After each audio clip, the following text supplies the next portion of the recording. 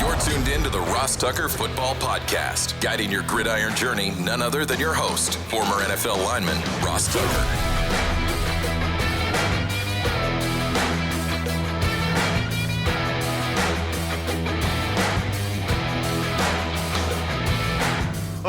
Oh, yeah, it is.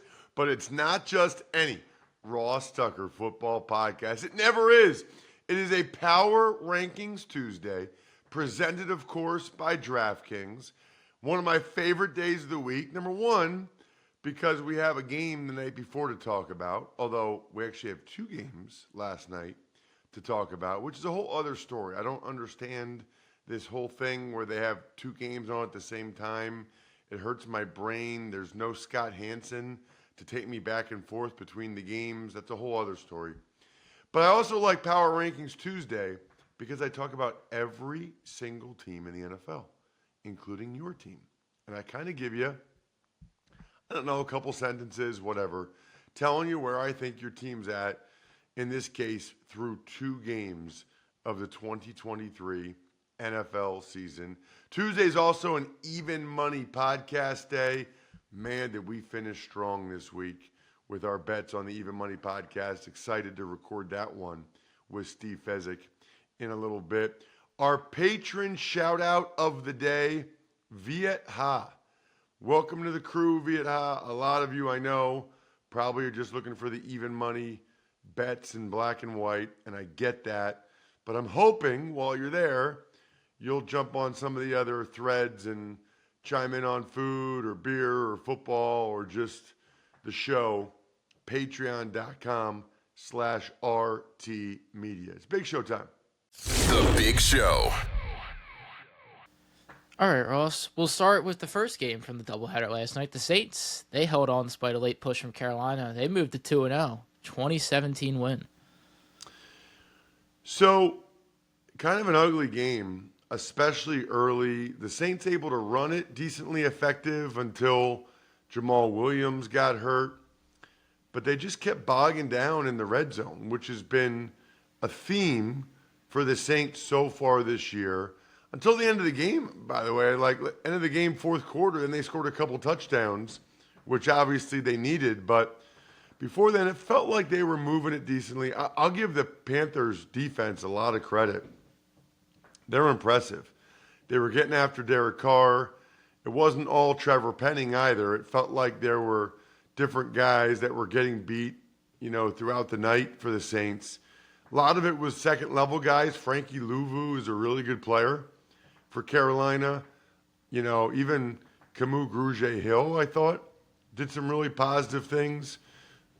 The game changed with an unbelievable catch by Chris Olave. He had like an arm bar. I think C.J. Henderson had an arm bar. Olave, if you haven't checked it out, made a ridiculous catch to get the first touchdown. Saints up 13-6, and then somehow there was Carolina kicked a field goal, then a touchdown, extra point, or 2-point conversion, which was great for the Even Money podcast. Carolina is still kind of finding their footing, I would say, on offense. Not quite where they need to be. Although I thought Bryce Young performed better in the second half and fourth quarter, and hopefully they can build upon that. Second of the games, Nick Chubb, he suffered a devastating knee injury, and the Browns just didn't look the same afterwards, losing the Pittsburgh Steelers 22-26. Well, so first of all, I absolutely love the Browns throwback uniforms. I thought those were pretty sweet. What did you think, Jack? I did. When they first revealed them, I really wasn't that big of a fan, but I've grown to like them. I think they're one of the better throwback alternate uniforms in the league. Yeah, I thought they were cool. Browns suffered a pick six on the first play. Deshaun Watson led the receiver too much, led to a tip ball, and then I think Minka got a hand on it, and then Alex Highsmith took it back to the house. So first play of the game, pick six for the Steelers. And then the Browns settled in a little bit. The Nick Chubb injury really, really hurts. Really hurts. on a lot of different levels. I mean, obviously it hurts the Browns football team tremendously. Doesn't feel like they have a ton of depth at that position. Although I thought Jerome Ford really did some positive things. But I've known Nick Chubb since he was in high school, the U.S. Army All-American Bowl, and so I just, that's his knee, man. That's, I can't remember if it was his left knee or right knee, but that's his only left knee. Like that, that's probably going to, on some level, affect the rest of his life and really, really, really going to have an adverse impact on his career, you would think. And it's just such a shame. It's the worst part of the sport. A lot of people were all over Minkah Fitzpatrick, calling it a dirty hit. I don't see it that way. I'm not a big believer in a lot of dirty hits. I mean, Nick Chubb is hard to bring down. Nick Chubb is very powerful. I don't think Minkah Fitzpatrick was trying to hurt him. He was trying to get him down. There was a guy up high. He went low. That part of it didn't really bother me. The Steelers' offense, still not really great. I will say Pickett had a nice throw where he was getting smashed as he threw it to Pickens for that 71-yard touchdown. But ultimately, this was, by the way, a lot of injuries in this game. Minkah Fitzpatrick ruled out, taken to the hospital. Greg Newsome gets hurt. But T.J. Watt, T.J. Watt and Alex Highsmith in this game, difference-making player. Highsmith strips Deshaun Watson. T.J. Watt returns it for a touchdown. And the Steelers needed it. I mean, they really needed it because their offense still doesn't look very good, which is a whole other issue. Personally, and I said this on Twitter, at Ross Tucker NFL, I still think Jaylen Warren brings more juice to the running back position than does Najee Harris. I mentioned Ford had that long run for the Browns to retake the lead, but then they have the lead. How mad are you if you're the Browns defense? Just don't give up offensive touchdowns and we win the game. It has to be absolutely maddeningly frustrating for the Browns defense. Speaking of frustrating, a lot of us, when we travel internationally, we don't have any clue how to speak the other languages. Which is interesting, by the way, because it seems like everybody else knows how to speak English.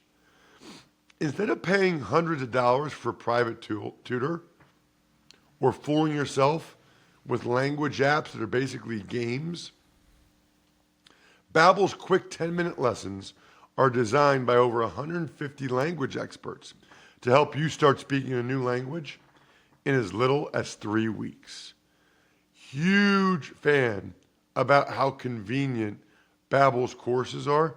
If all you want to do is order food, ask for directions, whatever, man, Babbel is awesome. And obviously, if you want to do more as well. Here's a special limited time deal for our listeners to get you started right now. Get 55% off your Babbel subscription, but only for our listeners at Babbel.com/Ross. Get 55% off at Babbel.com/Ross, spelled Babbel.com/Ross. Rules and restrictions may apply. It's time for the all-important Power Rankings. The worst team in the history of the NFL is... All right, Ross, coming in at 32nd, a new team, Houston Texans. Very disappointed in them. They've lost by double digits both games. The O-line's a mess. The defense is very lacking. That's probably the most disappointing thing. Like, the O-line has injuries, and you got a rookie quarterback. Why is the defense this bad? 31st, Carolina Panthers. Yeah, I don't know. They might be better than the Bears, but we'll see. I'm kind of giving the Bears one more shot. But the Panthers, I actually don't feel that bad about them. I mean, they're not going to have a good year, but I saw some encouraging signs offensively in the fourth quarter last night. Speaking of which, 30th, Chicago Bears. Man, this is tough for a Bears fan. I think they really had a lot of hope in Justin Fields after last year. And I know some Bears fans that are kind of coming to the realization that Justin Fields is not going to be the guy. You know, it just feels like it'd be hard at this point for him to go from what he's looked like these first couple games to really being a really good quarterback. Moving on up, Arizona Cardinals, 29th. Yeah, they are. Listen, they've been highly competitive in both games. They really, really blew that Giants game, but they've been right there in both games. Give the fighting Jonathan Gannons some credit. 28th is the Denver Broncos. I don't feel like they're that bad, but they're 0-2. Both games at home. Both games to teams I don't think are very good in the Raiders and Commanders. So you are what your record says you are. 27th is the Indianapolis Colts. They got a win. It was on the road. I would say it was pretty impressive because they did it with Richardson early, running all over them, running all over the Texans. And then even after he got hurt, they moved it well with Minshew, which is a really good sign for the Colts offense. And like I said, bad sign for the Texans defense. Las Vegas Raiders coming at 26th. So the Raiders, you know, they got that win week 1 on the road, which was a positive, but not real good against the Bills. They got blown out of the window, blown out of the window. Taking a big slide from last week, New York Jets coming at 25th. So the Jets, yeah, I mean, I was giving them some faith with Zach Wilson, but I can't do it with him. I don't have any faith. I just don't have any faith right now in Zach Wilson based on what I'm seeing from him. And, dude, that's one of the stories of this week to me, Jack. They need to get a new quarterback like ASAP. What are they waiting for? I mean, I know I'm not waiting for Labatt Blue Lights tonight when I go out to dinner. I will be taking them. It's a BYO place. It's Thai food. I'll be drinking some Labatt Blue Lights with my friends, living life to the power of we. Always enjoy responsibly beer. Labatt USA, Buffalo, New York.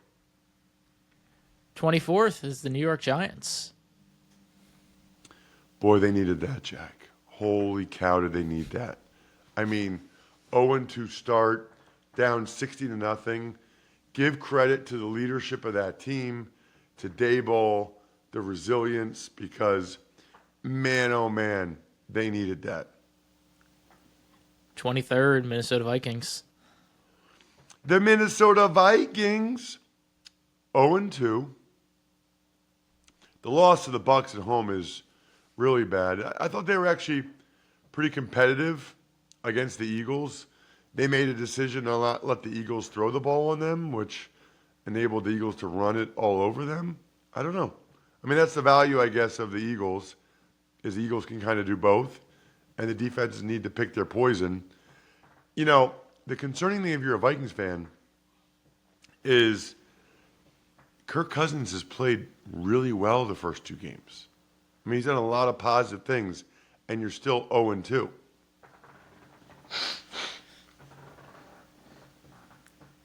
'22nd, LA Rams. I'm sorry, I thought you had more there. We'll move forward to the Rams. No, I was blowing my nose real quick. Listen, the Rams are much better than I thought they'd be. They were right there with the Niners after smashing the Seahawks the week before. This Puka Nacua kid looks legit. I think kudos to the Rams for their start. 21st, New England Patriots. Yeah, I mean they're as the kids say. Jack, do you ever use the word mid? Do you say mid? That's like the younger age. I've heard it. I very much know what it is, but it's not my vernacular. That's kind of like the couple years younger than me. It's even younger than you? Yeah, like high school, middle school. All right. Well, the Patriots are just mid. Their roster's mid. Their quarterback's mid. I mean, that's what they are. They're just mid. I mean, they have a good defense.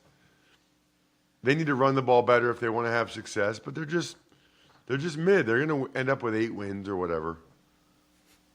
Another tough slide. LA Chargers coming to 20th. Can't do it. You can't start 0-2. One game's at home. One game's against the Titans, and I don't think that they're a great team. The Chargers, under Justin Herbert and Brandon Staley, they just don't win their fair share of close games. They don't. Left hands up. The Commanders at 19th. Did you say, you sounded like you said Panthers. Left hands up. The Commanders. No, I know. The left hand up thing is the dumbest thing I've ever heard of. I don't understand it at all. I do think, though, that the Commanders, now they got some momentum. Now they got some belief, especially that come-from-behind win and the manner in which they did it and Sam Howell. I think that little things like that go a long way when you got a young quarterback like that. 18th, Tampa Bay Buccaneers.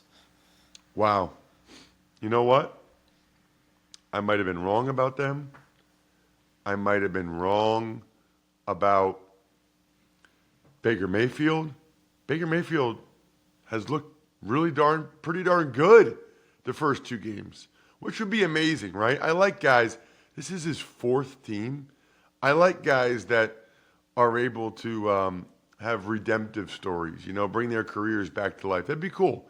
I don't know if it'll sustain itself, but sort of like Sam Howell, both these teams are better than I thought they'd be, and the quarterbacks are off to really good starts. 17th, Tennessee Titans. Tannehill played better, didn't turn it over as much, and that's really the key for them. They have a beastly D-line. They have better skill guys, I feel like, this year. And, if Tannehill takes care of the ball, they'll probably win. If he doesn't, they'll probably lose. At the halfway mark, Green Bay Packers at 16. They had a chance to be much higher than this, and then they blew it to the Falcons. I mean, they would have been a top 10 team. I thought they looked really impressive against the Bears, really good, the first, 3 quarters against the Falcons, but then they just kind of blew it. Pittsburgh Steelers at 15th. That offense still doesn't seem quite right. Now, fortunately for them, their defense created turnovers, made big plays, but the offense for the Steelers certainly does not look as good as it did in the preseason for whatever reason. I don't know. Maybe the game went to timeout. If it did, it's time to order on DoorDash. Wait, is it halftime? Ordering time.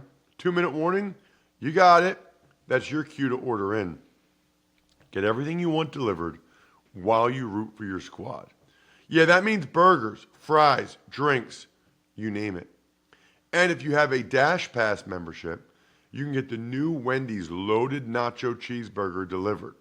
Yeah, right now, the Loaded Nacho Cheeseburger is exclusively available with Dash Pass at participating U.S. Wendy's for a limited time.